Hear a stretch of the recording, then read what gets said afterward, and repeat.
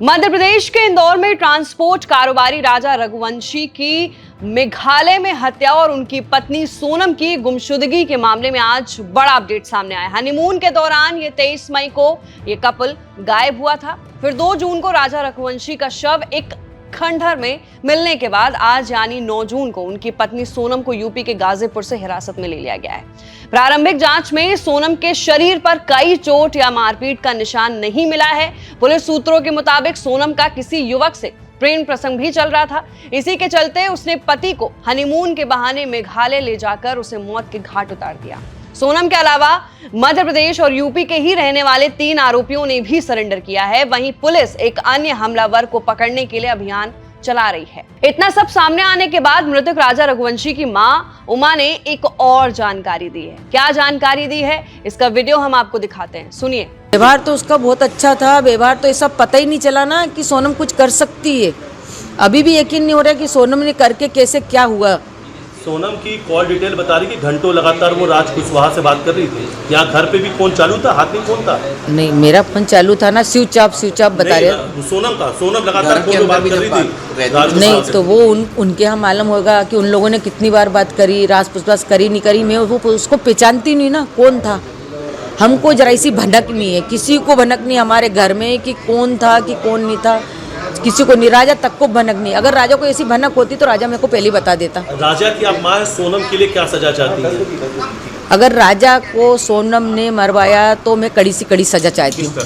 इधर सोनम के परिवार वालों की बात करें तो ये मानने को तैयार नहीं है कि सोनम ने ही राजा की जान ली है। सोनम के पिता ने मीडिया से बात करते हुए ये भी कहा है कि मेरी बेटी बेगुनाह है, वो कुछ ऐसा नहीं कर सकती है, उसे फंसाया गया है। उन्होंने पुलिस पर भी गंभीर आरोप लगाए हैं। कहा है कि मेघालय पुलिस ने बीच में एक मनगढ़ंत कहानी खड़ी कर दी है ताकि असली साजिश से ध्यान हटाया जा सके। उनका यह भी दावा है कि हकीकत इससे बिल्कुल अलग है। इस केस की सीबीआई जांच होती है तो पूरी सच्चाई सामने आ जाएगी। आगे उन्होंने ये भी कहा कि सच्चाई सामने आई तब पूरा थाना जेल में जाएगा। साथ ही सोनम के पिता ने आगे भी कहा कि मैं जब तक जिंदा हूं तब तक इस केस का पीछा नहीं छोड़ूंगा, जब तक सीबीआई जांच नहीं होगी और जो थाना इसमें शामिल है उसके अफसर अंदर नहीं होंगे तब तक मैं चैन से नहीं बैठूंगा। ये अमित शाह जी से कि वहाँ सीबीआई की जांच होना चाहिए, पुलिस वाले की भी जांच होना चाहिए, पूरे थाने की जांच होगी, पूरा थाना अंदर जाएगा। वहाँ पे मैं चार रोज से यही बात बोल रहा हूँ, पूरा थाना अंदर जाएगा।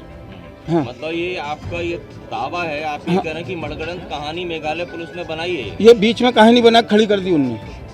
ये आप तथ्यों के साथ कह रहे हैं? बिल्कुल गारंटी के साथ बोल रहा हूँ, ये बीच में कहानी बनाई है। और सीबीआई जांच होने दो आप, सीबीआई जांच होगी तो पूरा थाना जेल में जाके बैठेगा। अच्छा। हाँ, ये गारंटी के साथ है। अभी भी आप पड़े हुए हैं कि बिल्कुल 100%। और जब तक इसका मैं पीछा नहीं छोड़ूंगा, जब तक मैं इस चीज़ का पीछा नहीं छोड़ूंगा, जब तक सीबीआई जांच नहीं होगी और थाना अंदर नहीं होगा, थाने में जितने पुलिस वाले हैं टोटल अंदर होंगे। साथ ही उन्होंने भी कहा कि उन्हें अपनी बेटी पर 100% भरोसा है। मुझे मालूम है कि मेरी बच्ची कहां तक जा सकती है। मैं जानता हूं वो इस तरह की हरकत नहीं कर सकती।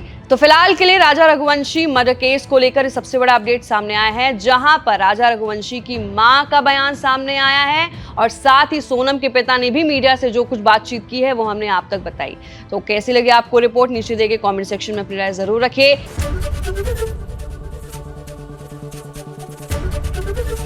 एबीपी गंगा, खबर आपकी, जुबान आपकी।